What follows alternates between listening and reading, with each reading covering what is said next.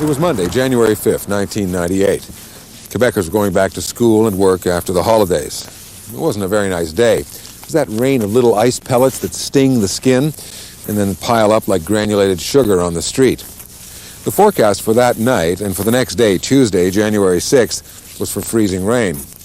But that forecast didn't say 4 days of freezing rain. It didn't say the ice storm of the century that's going to turn your lives upside down. But that's what we got. This is a look back at those 3 weeks in January when the triangle of darkness descended on the South Shore and when the ring of power around Montreal broke down.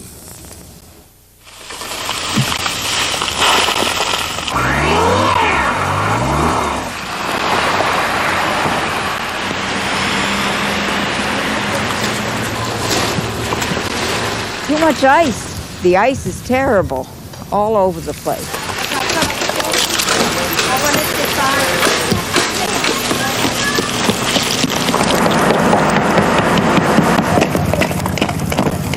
There's a lot of ice. A lot of ice.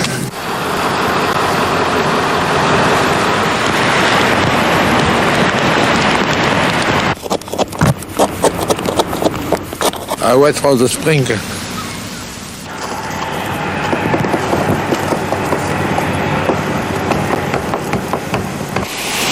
Broadstetter, this is Daybreak on CBC Radio 1940 in Montreal. If you do not have to go out, do not. Unless it is absolutely necessary, stay home. Closed today. Montreal Catholic School Commission, closed. Baldwin Cartier, closed. Lakeshore School Board, closed.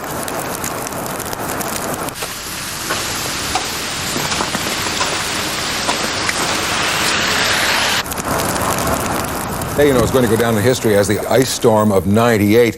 It's bad, and it is not over. Hundreds of thousands of people in Montreal and across Quebec are still without electricity right now. Things aren't going to get better fast either. More freezing rain said to be on the way. Almost 15,000 trees in Montreal are broken or down. Dozens of streets are closed. Power lines ripped to the ground. Homes and cars damaged. As I walked up, I said, oh, lucky me, the back windshield has no ice on it, and I got a little closer to find out that I didn't have a back windshield. I don't have much of a front windshield.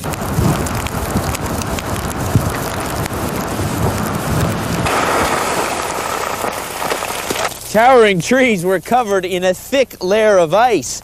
Beautiful to behold, but dangerous below, as branches snapped under the weight and littered the ground around them.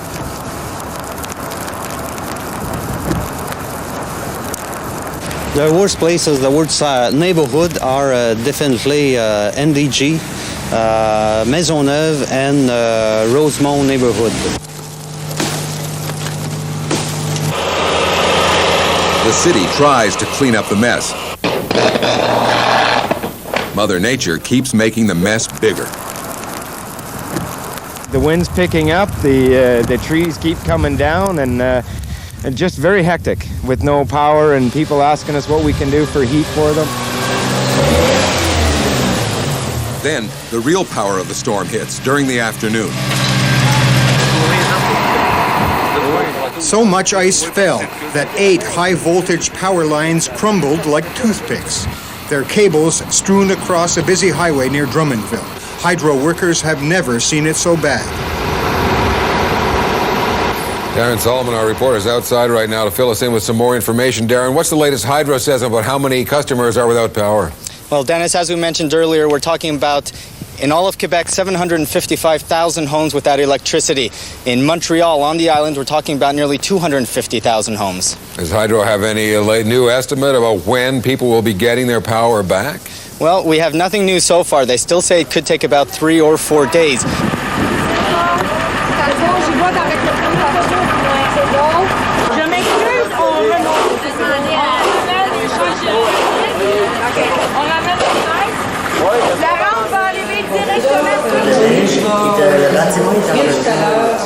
Late that afternoon, the city opens 2 shelters for people who have no power and need help.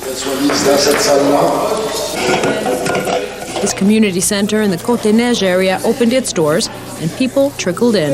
We tried to actually stay the night in our place, but then the kids got very cold, and well, we decided we had to come where there was light and warmth. All night, hydro crews do their best to get power on again. But extra shifts and overtime aren't enough to tackle what's shaping up to be the storm of the century. We haven't seen anything remotely like this since about 1961. In about February of 1961, we got about 50 millimeters worth of ice coming down on us. Today, pretty close. We're getting there. We have about 18 millimeters of ice on the ground, on the cars, on the trees, and we have a bit of a break on its way for this evening and overnight. But another low is moving in to take its place, so more freezing rain on the way for tomorrow.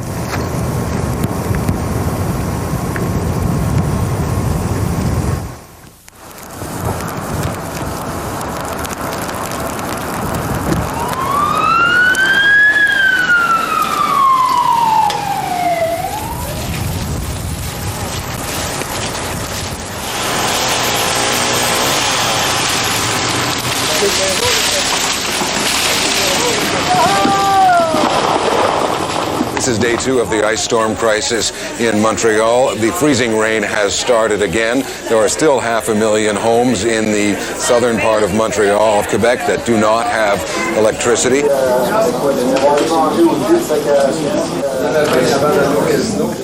Command Central at Hydro-Quebec. Workers have been dispatching crews around the clock, trying to deal with one of the biggest blackouts in Quebec history, and hundreds of calls coming in. It's not only the calls, it's the ice. The branches are falling all over the place. They're breaking the wires. We're putting them back up. 2 hours after the distribution line, our alarms go off, and it just went down again. It's a nerve-wracking job. People here are working 16-hour shifts, coordinating more than 2,000 workers on the road. This is the area we patrol right now, and all the green spot is the address where branches touch the wire. There's a lot of green. This team in Outremont has been at it since 4 o'clock this morning. Thomas Dugas has been working for Hydro for 20 years. This is the worst, I think, that we have. The ice is really thick. Work is slow, hard, frustrating, dangerous. Could take about from 2 to 3 hours, sometimes 6 hours, if the wires are not broken for one speed.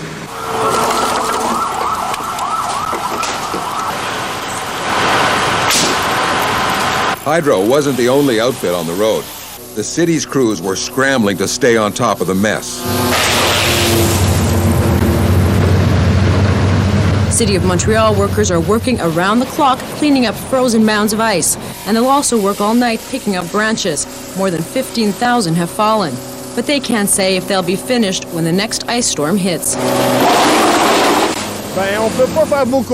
We don't know, he says. We're working at maximum capacity now. Everyone told Montrealers to keep off the streets. More shelters open for people without electricity. Do you want a soup, ma'am? Yes, please. Well, somebody will take it. Go sit down and we'll take it to her. Where were you when the lights went out, Edward? I was just getting up. I was getting ready to go to work, and that's when it happened. It seemed like it just looked outside and it seemed like a disaster outside. Now that was yesterday morning. Yes. You only showed up at the shelter here today. What was the day like at home yesterday?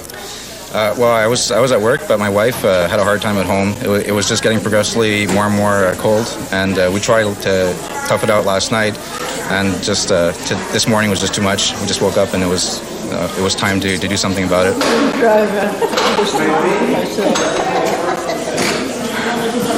It's no heating, it's cold, it's no coffee, it's miserable. I'm going downtown.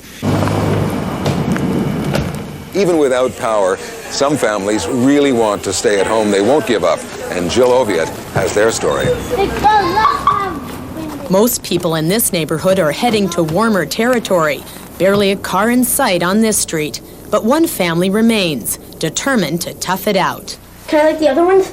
We basically didn't really have a place to stay because most of my family members and my friends are living in the area. So they're all out of power. So you kind of have to cope with the cold. Okay, I had my comforter, I had a wool blanket, I had this comforter, and I had another one, and it was cold.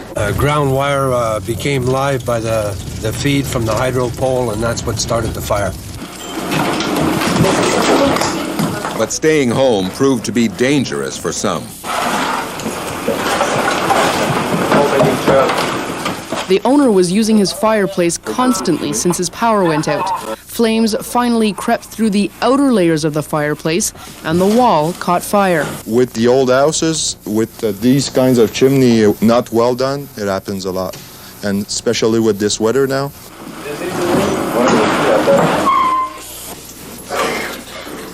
After an emergency cabinet meeting in Quebec, the Premier issued a warning. I think that we must tell the population that they should not hesitate to leave home if they feel like it.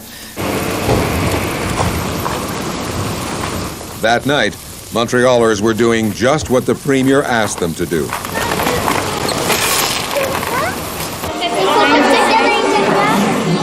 The Bélangers brought their 4 children here because they have nowhere else to go. We slept around the fire yesterday, but today it's too cold.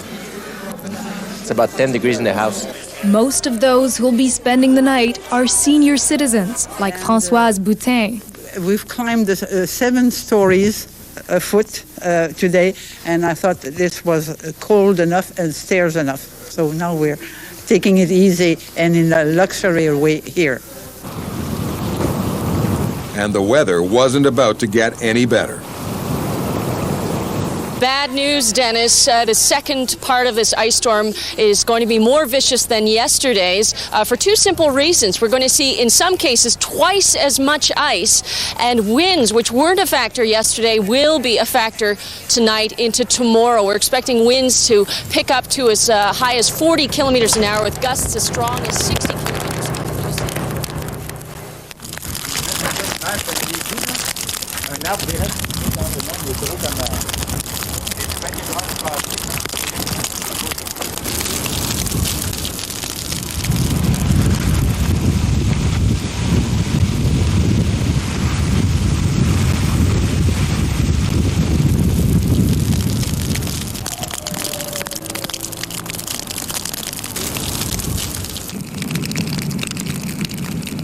Day 3 of Quebec's ice storm crisis. More than 1 million households and businesses across southwestern Quebec mainly are now without power, and in many cases heat.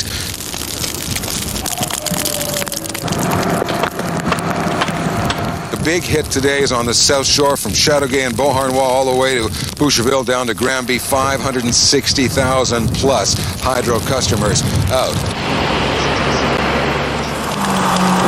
Trying to get a control of this situation has been a losing battle all day for Hydro-Quebec and their reinforcements. The federal government sent in hundreds of Canadian Forces personnel to help out, but nobody can stop this ice storm. The freezing rain won't let up. The city is covered in a 1-inch coat of ice. So far, we've got about 28 millimeters worth of freezing precipitation. Basically, what that adds up to is, if you look at a car, if you look at a tree, you've got about 1.5 inch thick layer of ice on there. Everywhere, trees are breaking, power lines are falling. More and more people are going into the dark.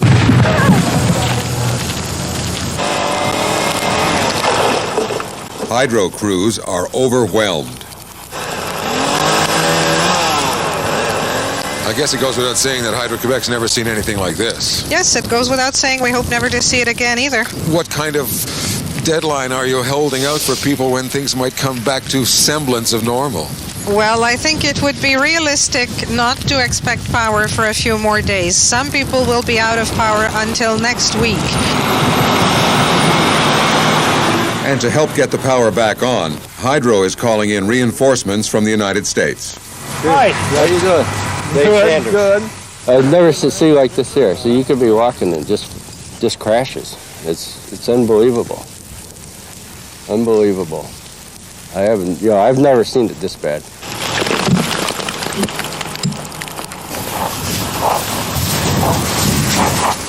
Going into the fourth day, more and more people give up and head for the shelters. Very hard. We like our own beds and it's warm there, and but right now there's nothing there. I don't know what we're going to go home to because everything is froze up there. Oh, thank you very much. The Aquatic Center in Point Claire will be home to more than 200 people tonight. Residents have to sign up to secure a bed. The shelter is providing food, even entertainment for the kids. It's operating at full capacity, and city officials fear the situation will only get worse. The situation with power outages on the West Island is changing by the hour, forcing some shelters to close. So if you need a place to stay, call your city hall first and find out what's available. The story is we are stuck with this freezing rain and these ice pellets for at least another 24 hours. The freezing rain poured down again all night long. When Quebecers woke up Friday morning, more of them were without electricity than ever, and things were about to get worse.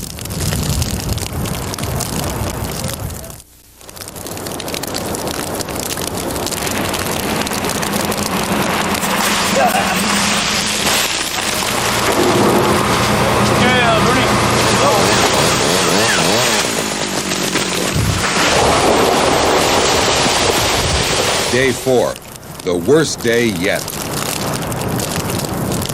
I'm going to cry, I think. I'm very tired.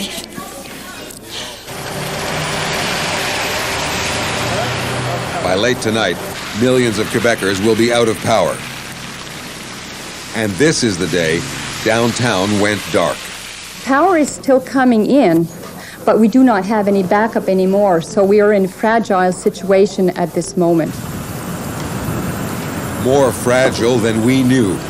A few days later, the Premier would admit we came close to disaster that Friday. 5 lines supply power to Montreal. Only one was still working. By the end of the morning, Quebec's great ice storm took an apocalyptic twist. The skies rumbling as an onslaught of ice pellets continued to wreak havoc with roads and power lines. An excess of ice forced authorities to shut down the Victoria Bridge. Fallen power lines blocked access and compromised safety on roads and highways. Équivalent eau de précipitation. While Hydro-Quebec desperately tried to calm fears at this press conference, the power went out. The reality is, by the end of the day, 3 million Quebecers were still in the dark. Power outages even spread to areas like Westmount, places that had been spared up till now. The Rougemont area is an icy wasteland.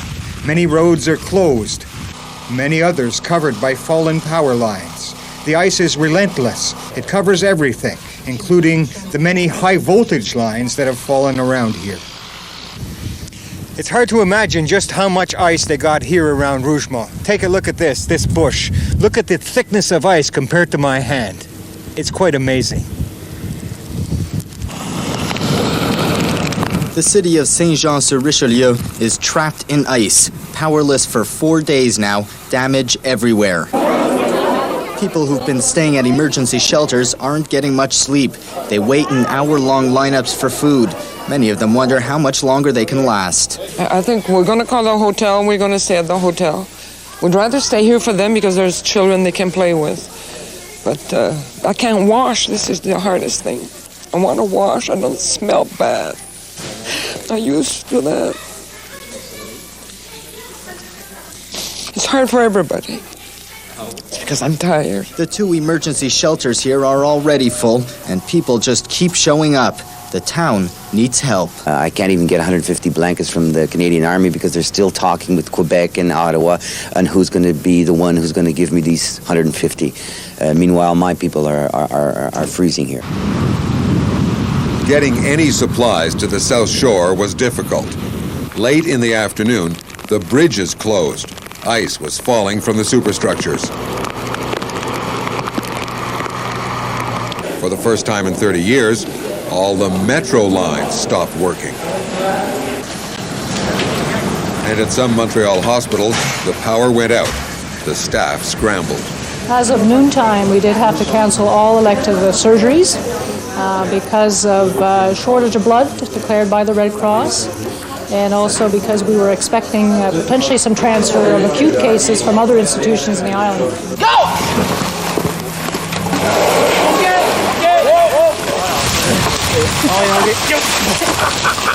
The city may be at a standstill, but the military is here to help get things moving again. Military personnel concentrated much of their effort in Saint-Hyacinthe today. They followed public work crews to the hardest hit areas. While some soldiers diverted traffic, others worked on cutting branches laden with ice. As you can see on this route here, a lot of the branches that are heavy with ice, it's dangerous for them to pass. While we're here waiting to cut these, some branches here had fallen. It's our job to clear those. With little relief in sight and homes getting colder, shelters are getting crowded and new ones are opening up. I hope the situation will improve tomorrow and Sunday, but it's really a desolation all over the city. The trees, there's 20,000 trees. When I talk to you, I hear some of the branches falling down here around the city hall. So it's really a terrible condition. We never see that. It's an ecological disaster for Montreal. One of the worst places to be in Canada today was downtown Montreal. Till now, it had been almost untouched by the catastrophic blackouts, but tonight, it too was hit. All lines of the Montreal Metro closed. In the streets, chaos. I figured it's a total blackout because if downtown has no light, there's probably none at all in my area. Tonight, Montreal is a city marked by great swaths of darkness with the odd island of light. At latest count, 1.3 million hydro customers are without power. After the big freeze, the big thaw.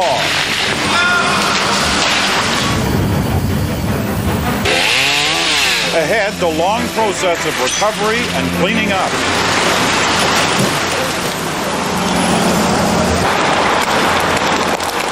This window of decent weather may be very small. It's supposed to get colder and colder over the next few days.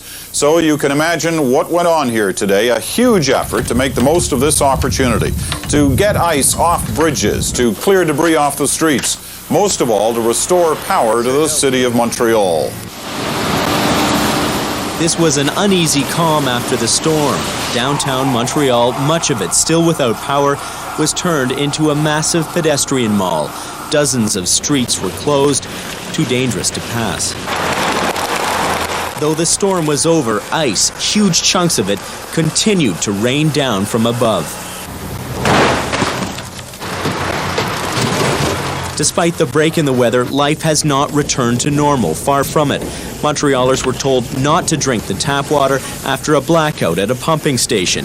That prompted a rush on bottled water. This store was cleaned out. Veterinarian Marcel Ballon needed water for him and his pets. No, the pier is for me, and the club soda is for the pet. The water's not good. Well, they say we can't use it. I don't know where I am, if I'm allowed to.